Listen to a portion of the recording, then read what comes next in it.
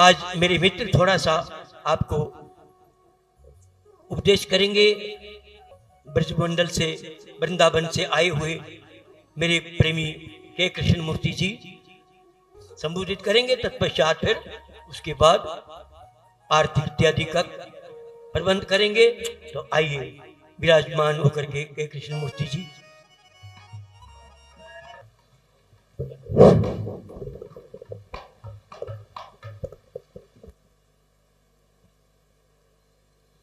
हरि शरणम। मैं के कृष्णमूर्ति श्री धाम वृंदावन से आज मां रेणुका के पावन धरा पर विराजमान मंच पर महामंडलेश्वर स्वामी दयानंद भारती जी महाराज और दिव्य पावन कथा व्यास पर विराजे स्वामी प्रकाशानंद जी महाराज। और मैं पहले भी कहा था, फिर कहता हूं, देवभूमि के सभी देवी और देवताओं, आप सभी को चरण वंदन। मैं श्री धाम वृंदावन से परब्रह्म परमेश्वर श्री कृष्ण के लीला भूमि, जहां भगवान ने जन्म लिया और अनंत अनंत लीला किया, और ये कर्म भूमि, देवभूमि, देवताओं की नगरी, जहां आप सभी आज विराज रहे हैं। आप न जाने हिमाचल के अलावे भी यहाँ, चूंकि महाराज जी के शिष्य कई प्रांतों में बिखरे हुए हैं, तो यहाँ हरियाणा से भी, पंजाब से भी जो भी भक्तगण आए हैं, तमाम सभी को इस भागवत के दिव्य रस में आनंद उठा रहे हैं। आप सभी को हृदय से पुनः कोटि कोटि नमन। भागवत की कथा आप सभी सुन रहे हैं, और ये 7 दिन की कथा होती है। राजा परीक्षित का ये कथा है, अंततः मुक्तिदायी कथा है। राजा परीक्षित को मुक्ति मिल जाती है। राजा परीक्षित एक साधारण राजा नहीं है, बहुत पुण्य आत्मा। उनको कथा सुनाने के लिए महर्षि कृष्णदेवरायन के पुत्र सुखदेव महाराज जी विराजते हैं और कथा सुनाते हैं। आप भी उसी कथा के हिस्सा बने हैं। क्या सच में आप सभी भागवत की कथा सुन रहे हैं? हृदय से बोलिए, क्या आप मुक्त होना चाहते हैं? नहीं लगता, ना आपकी भाव दिख रही है, ना कोई ऐसी विचार दिख रही है। यह अगर एक सिर्फ आयोजन है, न जाने ऐसे देश में अनंत हजारों हजारों आयोजन नित्य चल रहे हैं। यहां लोग आते हैं, नाचते हैं, गाते हैं, फिर घर में जाके वही माया नगरी, वही जंजाल, मेरा बेटा, मेरा मकान, मेरा दुनियादारी, तमाम चीजों में उलझ जाते हैं। क्या इस तरह के आयोजनों से लाभ होगा? क्यों समय बर्बाद करते हैं आप? इसलिए आप सभी श्रद्धालु भक्तों से मैं विनम्रता पूर्वक, यहां जितने विराजे हुए हैं इन सभी को भी, और इस दिशा चैनल के माध्यम से न जाने लाखों लाखों लोग इस कथा का आनंद ले रहे हैं, श्रवण कर रहे हैं, उन सभी से मैं हृदय से एक ही प्रार्थना करूंगा, अगर राजा परीक्षित मोक्ष प्राप्त कर लेते हैं, मुक्ति प्राप्त कर लेते हैं, तो हम सब क्यों फिर भटक रहे हैं भाई? प्रश्न उठता है। देखिए, सामने मां रेणुका का यह पराकट्य झील है, जिसको 3 किलोमीटर की परिक्रमा कहते हैं। इसमें कमल के फूल भी खिले हुए हैं। कमल के फूल रहते तो जल में हैं, लेकिन उसके पत्ते जो हैं लिप्त नहीं होते। देखा है आपने लिप्त होते हुए? पत्ते को पानी से चिपकते हुए देखा है। इसी तरह से हम सभी को जगत में तो रहना है, लेकिन जगत से लिप्त नहीं होना, आसक्ति नहीं होना, अनासक्त प्रेम करना। और यह सिद्धांत पर मैं बात करूंगा, लेकिन चूंकि भागवत का प्रसंग है, भागवत का आयोजन है, तो इसमें थोड़ा सा उस विषय पे बोलना जरूरी था। इसलिए फिर से मैं पुनः पूछता हूं, आप में से कितने लोग हैं जो वास्तव में इस भागवत महापुराण के रस में डूबकर और आज से इसी समय से जीवन में उत्साह, आनंद और प्रेम का संगम हृदय से स्थापित करेंगे? कितने लोग हैं? एक दो लोग। देखिए, ये भाव, यही भाव रहना आपका जरूरी है। अब यहां आए हैं, आनंद का मतलब जो एक बार हृदय में स्थित हो गया और कभी विघटित नहीं हो, वही है आनंद। रसगुल्ला खाए, बहुत आनंद आए? नहीं नहीं नहीं नहीं, आनंद नहीं आया। अच्छा लगा, स्वादिष्ट लगा। आनंद तो ऐसा नहीं है कि रसगुल्ला खाया आनंद आ गया, नहीं भाई।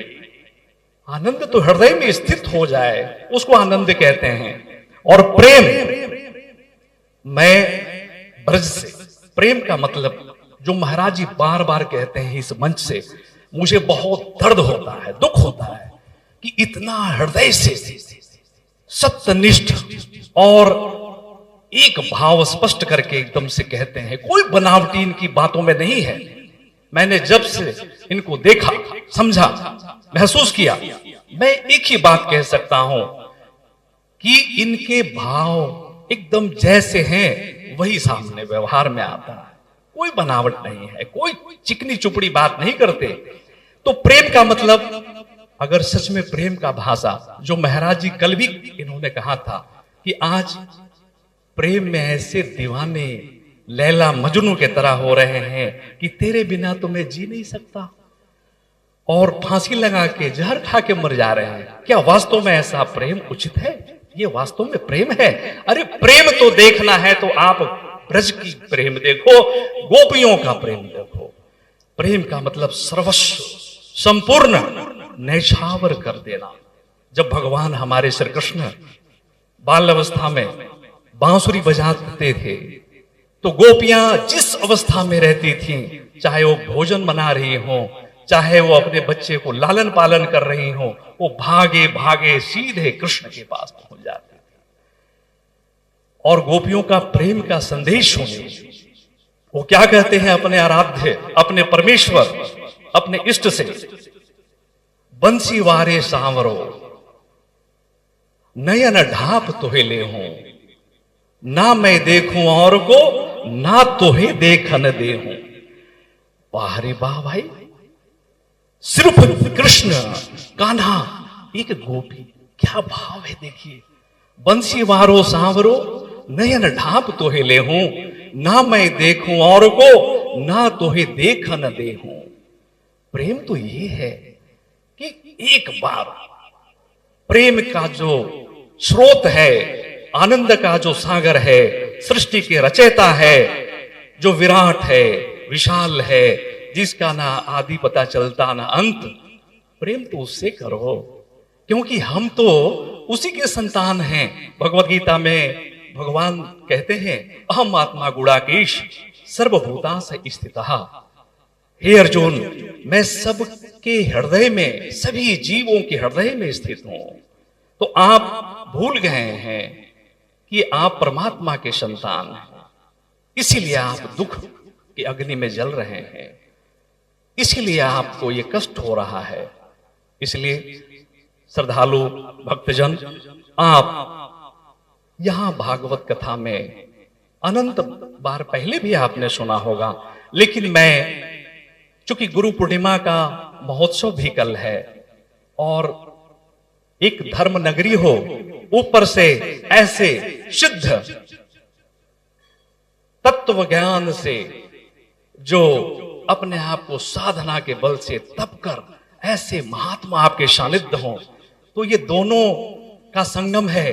भागवत महापुराण की कथा जो आपको मुक्त कर देता है अनंत अनंत आवागमन के न जाने कितने कितने जन्मों में हम कीड़े मकोड़े फतिंगे और न जाने क्या क्या बने होंगे, लेकिन अगर यह तन मानव का तन मिला है तो निश्चित रूप से हमने कोई अच्छा कर्म किया है।